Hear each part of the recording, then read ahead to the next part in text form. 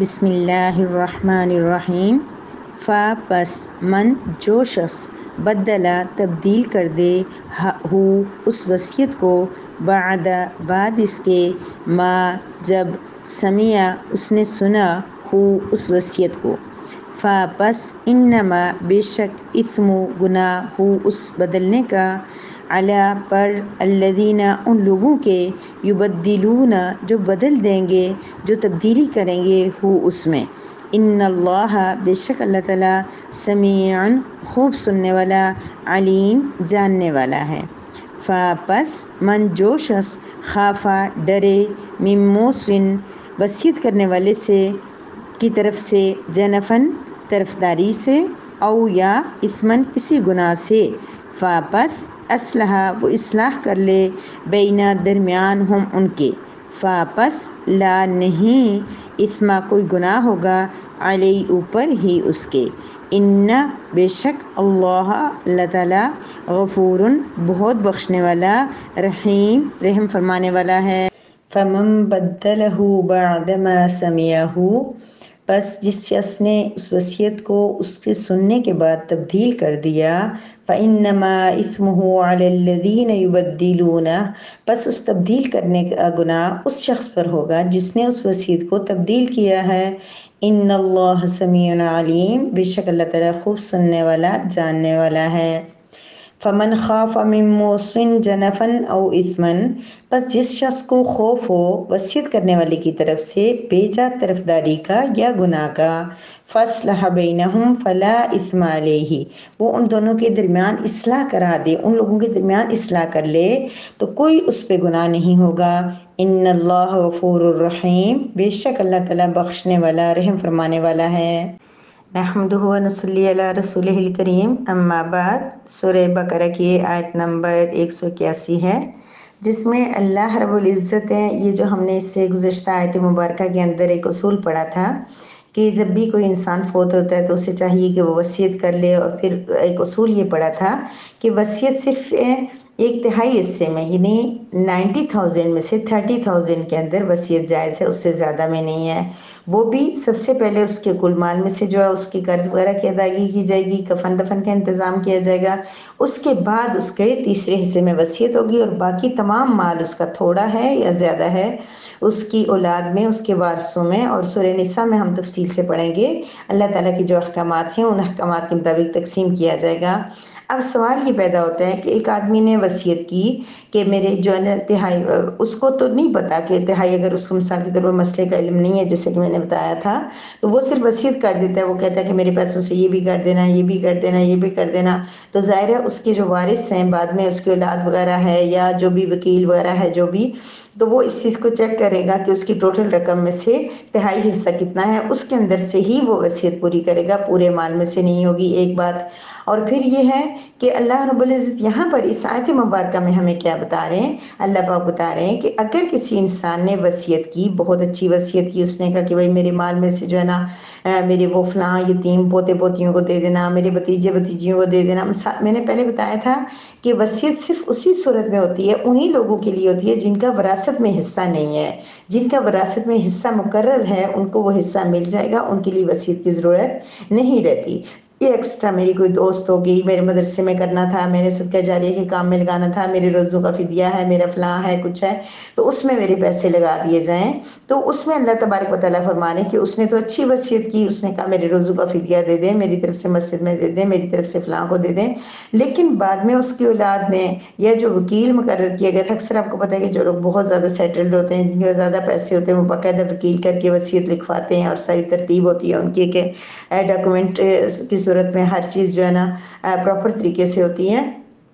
تو اس وکیل نے یا اس کی اولاد نے، اس کے ہسبینڈ نے، اس کے رشتہ داروں نے، کسی نے وصیت میں تبدیلی کر دی، اس نے کہا تھا وہ فلاں جو ضرورت مند ہیں ان کو دے دینا۔ مرنے کے بعد انسان کو ایسے اچھی اچھی وصیتیں یاد آتی ہیں، زندگی میں ہمیں نہیں یاد ہوتی، ہمیں دل کرتا ہے کہ ہم ہی سب کچھ لے لیں، نہ ہمیں کوئی نظر آتا ہے نہ کچھ، لیکن یہ کہ الحمدللہ اللہ کے کرم سے جب اللہ کے وقت قریب پہنچتا ہے نا، جب بندے کو لگتا ہے کہ میرا کچھ بھی میرا نہیں ہے، یا میں مر جاؤں گا تو میرے کام نہیں آئے گا، تو تب انسان اچھی اچھی وصیتیں ہی کرتا ہے، بندہ اچھے طریقے سے سے کہتا ہے کہ میرے پیسے جو ہے فلاں جگہ دے دے، پھر ایک دم سے آخرت کی فکر بھی شروع ہو جاتی ہے، چلے اچھی بات ہے کہ وہاں پہ مجھے کام آئے گا، تو وہ اچھی جگہوں پہ ہی خرچ کرنے کا کہتا ہے اوور آل اکثر۔ تو یعنی کہ جب انسان پھر یہ حالانکہ جیتے ہوئے ہم لوگ مال کتنی جائز ناجائز، ضروری غیر ضروری، فالتو چیزوں میں، بے مقصدی چیزوں میں، گناہ کی چیزوں میں بھی بہت سارا اپنے پیسے جو ہے وہ خرچ کرتے ہیں۔ لیکن اچھی بات ہے کہ اس وقت ہم جب مرنے کے قریب ہوتے ہیں تو پھر ہم اچھی جگہوں کے لیے وصیت کرتے ہیں۔ اب کیا ہوا کہ اس کے گھر والوں نے، اس کے رشتہ داروں نے، اس کے وکیل نے،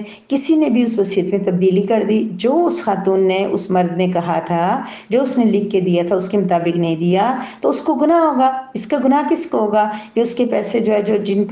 کا حق بن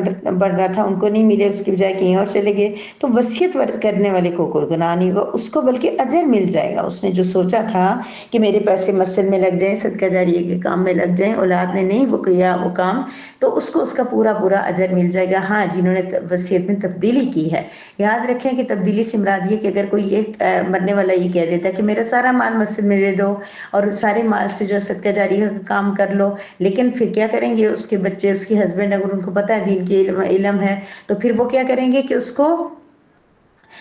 تہائی مال کے اندر ہی اس کی وصیت پوری کریں گے، باقی مال وارثوں میں تقسیم ہوگا۔ ایک منٹ کے لیے ایک کوئی مثلا خاتون ہی اگر فوت ہوئی اور ان کے پاس پیسے تھے بہت سارے، انہوں نے وصیت کر لی کہ میرا کام اچھے کاموں میں خرچ کر دیں، تو اولاد بھی بہت سیٹلڈ ہے، اس کو پیسوں کی ضرورت ہی نہیں ہے، ٹھیک ہے، تو پھر کیا ہوگا؟ پھر وہ تبدیل اپنے یعنی کہ حق میں سے کیا کر سکتے ہیں؟ سمپل، وہ پیسے لے لیں اور پھر اس کی وصیت کے مطابق خرچ کر دیں، تب بھی ان کو اجر ملے گا، اس میت کو اجر ملے گا۔ مطلب اولاد کے پاس پیسے ہیں، ان کو جو پیسے مل رہے ہیں، وصیت بھی ان کے سامنے آ گئی ہے کہ ان کی والد نے یہ وصیت کی تھی، تو اس کے بعد پھر وہ کیا کریں کہ وہ پیسے پہلے لے لیں، یا مطلب ان کو یہ اختیار دیا جائے، بتا دیا جائے کہ بھائی اتنی رقم تھی، اس میں سے آپ کے حصے میں اتنی آئی ہے، لیکن آپ کی والد اور والدہ کی یہ وصیت تھی، تو وہ پھر اس کی وصیت کے مطابق جو ہے وہ اس کو دے دیں، والدہ کو تو اجر مل جائے گا، اس کی وصیت بھی پوری ہو جائے گی، اور شریعت کا حکم بھی باقی رہ جائے گا کہ بچوں کو ضرورت نہیں تھی تو انہوں نے لیے اور پھر انہوں نے اسی کے مطابق خرچ کر دی۔ بہت ہی آسان بات ہے۔ پھر یہ کہ بعض اوقات یہ ہوتا ہے کہ بہت اچھا جو ہے کسی مرنے والے کا یہ ہے کہ زیور وغیرہ ہوتا ہے، کپڑے اچھے ہوتے ہیں، چیزیں کچھ اتنی مہنگی ہوتی ہیں، وہ قابل استعمال ہوتی ہیں، بیچی جا سکتی ہیں، گاڑی ہے، گھر ہے، کوئی چیز ہے، لیکن اولاد چاہتی ہے کہ یہ جو صدقے میں دے دیا جائے، کیونکہ کپڑے وغیرہ عموماً جو ہے وہ غریبوں کو، ضرورت مندوں کو دے دیے جاتے ہیں، تو یہ صورت بھی تب ہو سکتی ہے کہ سارے وارث راضی ہو جائیں، ساری بیٹیاں، بیٹے، ہسبینڈ، جو بھی والدین جن کے شریعت نے حصے مقرر کیے وہ سارے جمع ہوں اور وہ کہیں کہ ہمیں اس میں سے کچھ بھی نہیں چاہیے، ہماری والدہ کی چیزیں تھی، آپ اس کو اللہ کے راستے میں دے دیں تاکہ اللہ تعالیٰ ان کو اس کا اجر دیں، تو تب بھی کوئی حرج نہیں ہے۔ اب شریعت نے یہ نہیں کہا کہ آپ لوگوں نے جو ہے وہ وارثوں کا حق ہے اور وارثوں کو ضرورت ہی نہ، اور وہ کہیں گے جی ہم لے کے جا رہے ہیں، جا کے وہاں پہ پھینک دیتے ہیں یا رکھ دیتے ہیں، نہیں، وہ اس کے مطابق کر سکتے ہیں اپنی مرضی سے سب کچھ، لیکن پہلا حق یہ کہ ان کسی کا حق سلب نہ کیا جائے۔ بیٹے ہیں، بیٹیاں ہیں، بیٹیوں کو تو کوئی دیتا ہی نہیں ہے نا، تو بیٹیاں ہیں اور اس کے بارے میں اس نے وصیت نہیں کی لیکن شریعت نے حصہ مقرر کیا ہوا ہے، بیٹیوں کو پتہ ہی نہیں ہے، آپ اٹھ کے ان کے جو ہے نا جو پیسے ہیں، حالانکہ بعض دفعہ بیٹیاں اتنی مجبور بھی ہوتی ہیں لیکن وہ ظاہر نہیں کرتی، تو وہ جو ہے نا سارے تقسیم کر دیے جائیں گے لوگوں کو دکھانے کے لیے کہ بھئی یہ کپڑے ہم لوگ غریبوں کو دے رہے ہیں، ہماری والدہ نے وصیت کی تھی، یہ وہ، اور بیٹیاں جو اپنی بیٹیاں ان کی اور وہ ضرورت مند ہیں، اکثر ایسا ہوتا ہے، تو پھر بہت سخت گناہ ہوگا۔ اسمہ علی الذین یبدلون، یہ یہاں پر تو یہ ہے کہ وہ اس کی وصیت کو بدل دیا، لیکن جو رب کا حکم ہے، جو رب نے فرمایا کہ تمام مال وارثوں میں تقسیم ہو، اس میں جو چینجنگ کرے گا اس کے بارے میں آپ سوچ لیں کہ اس کو کتنا گناہ ہوگا۔ تو وارثوں کا حق ہے، اللہ پاک فرما رہے ہیں کہ ان کو دینا ضروری ہے۔ حضرت عائشہ رضی اللہ تعالیٰ عنہ کا بھی واقعہ آتا ہے کہ ایک صحابی نے سوال کیا کہ میں اپنے مال میں سے وصیت کروں، تو انہوں نے فرمایا کتنا، انہوں نے تھوڑا سا بتایا، تو فرمایا کہ یہ مال بہت زیادہ مال نہیں ہے، یہ آپ وارثوں کے لیے چھوڑ دیں، اس میں وصیت کی ضرورت نہیں ہے۔ اسی طرح ایک صحابی رسول نے نبی کریم صلی اللہ علیہ وسلم سے پوچھا کہ میں اپنے مال میں سے وصیت کر دوں، نصف میں کرنا چاہتا، آپ نے منع کر دیا، پھر اس نے کہا کہ ایک تہائی میں، پھر آپ نے اجازت دی۔ یعنی کہ شریعت یہ پسند کرتی ہے کہ ہم اپنے بچوں کو، اپنے وارثوں کو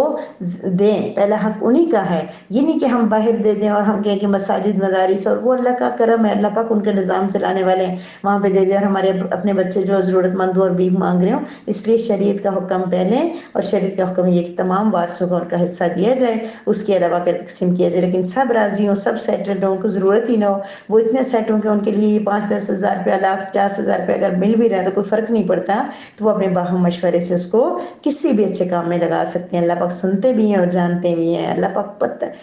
کو پتہ ہوتا ہے کہ کون کیا باتیں کر رہا ہے، کس طرح کی باتیں ہو رہی ہیں، اور جانتے ہیں اللہ تعالیٰ دل سے دے رہے ہیں، ظاہر سے دے رہے ہیں، خوشی سے دے رہے ہیں۔ بیٹیاں جو ہوتی ہیں نا، میں بار بار یہ بات اس لیے کہہ رہی ہوں کہ نہیں دیا جاتا بیٹیوں اور بہنوں کو اس وقت، کیا کہا جاتا ہے، وہ لیتی ہی نہیں ہیں۔ بھائی اللہ جانتے ہیں کہ وہ کتنی ضرورت مند ہیں، وہ صرف خودداری میں ایسا کہہ رہی ہیں، لیکن لوگ پھر اسی بات کو بنا کے ان کے ہاتھ میں دو، ان کے بینک میں بھیج دو، اس کے بعد دیکھنا کہ وہ واپس کرتی ہیں یا پھر رکھتی ہیں۔ فمن خاف من موص جنفا او اثما، جس شخص کو خوف ہو وصیت کرنے والے کی طرف سے طرفداری کا، جانبداری کا یا پھر گناہ کا، مثلا کہ اس نے وصیت کی اور جو وکیل مقرر کیا بیٹھا ہوا ہے، وہ سمجھدار ہے، وہ دیکھ رہا ہے کہ وہ جو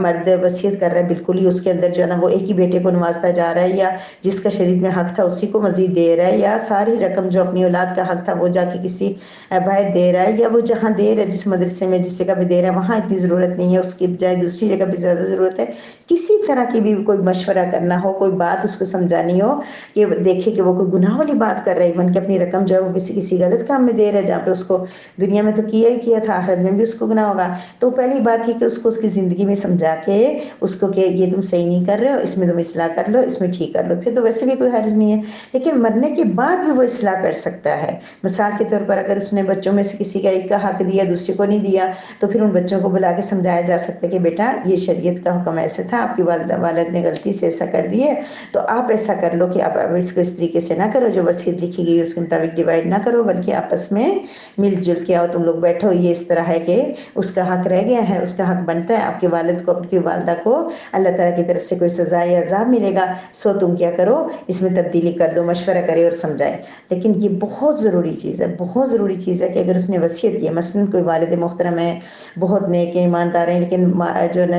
اپنی وراثت انہوں نے جو زمین وغیرہ تقسیم کرنے میں ان سے غلطیاں ہو گئی ہیں، انہوں نے نہیں دھیان دیا، کبھی ایک بچے کو زیادہ دے دیا، دوسرے کو کم دے دیا، بیٹیوں کو نہیں دیا، تب ان کے اولاد کا کام یہ ہے کہ وہ ان کی جو بھی پیسے تھے، ان کی جو زمین تھی، ان کا جو حصہ تھا، اس کے اندر انہوں نے جو وصیت لکھ کے کریں یا زبانی کریں، کسی کے نام لگا دیں کہ بھئی یہ اس کا اتنا پیسہ، اس کی یہ زمین ہے، اس کی زمین، سارا کچھ والد کر کے بھر گئے، لیکن اولاد دیندار ہے، اولاد نیک ہے، تو اس اولاد کو چاہیے کہ چینجنگ کرے اس کے اندر، پہلے پوری زمین کے حصے بنائے، پہلے سب کا ٹوٹل کرے کتنے ہیں، پھر دیکھیں بچے کتنے ہیں، بیٹیاں کتنی ہیں، ان کا کتنا کتنا بنتا ہے، اب اولاد تقسیم کر دینا۔ والد نے غلطی کر لی ہے تو دیکھیں یہاں اللہ تعالیٰ فرما رہے فلا اثم علیہ، اس نے کر دیا اور اولاد اس کو تبدیل کرتی ہے، یا وکیل تبدیل کرتا ہے، یا کوئی بیٹا